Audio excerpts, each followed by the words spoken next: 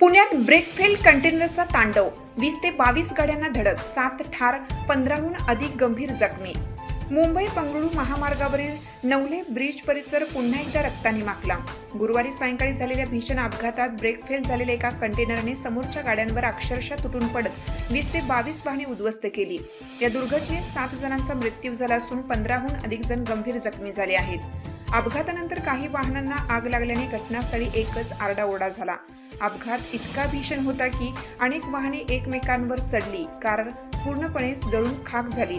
अग्निशमन दलाने घटनास्थळी धाव घेत आग आटोक्यात आणली. जखमींना जवळच्या रुग्णालयात दाखल करण्यात आलं असून काहींची प्रकृती चिंताजनक असल्याची माहिती पोलिसांनी दिली आहे.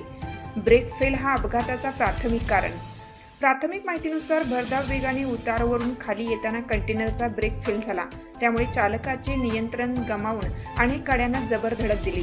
क्षणात महामार्गावर मृतदेह, तुटलेली वाहने आणि पेटलेल्या गाड्यांचे दृश्य पाहून लोकांच्या अंगावर काटा आला. साक्षीदार सांगतात, कंटेनर वेगाने येताना दिसला. हॉर्न वाजवत होता पण थांबत नव्हता. पुढच्या क्षणाला भीषण स्फोट झाला. धूरच धूर झाला असे प्रत्यक्षदर्शी नागरिकांनी सांगितले. नवले ब्रिज पुन्हा डेथ पॉइंट ठरला. नवले ब्रिज हा परिसर आधीपासूनच ब्लॅक स्पॉट म्हणून ओळखला जातो. गेल्या काही वर्षात येथे अनेक अपघात झाले असून नागरिक प्रशासनावर उपाययोजनांच्या अभावाचा आरोप करत आहे. घटनास्थळी हजर अग्निशमन दल, पोलीस, महामार्ग सुरक्षा पथकाने घटनास्थळी दाखल होऊन मदतकार्य सुरू केलं. कंटेनरचा चालकही गंभीर जखमी झाला असून त्याला अटक करून चौकशी केली आहे. अखेरचा प्रश्न, अजून किती बळी?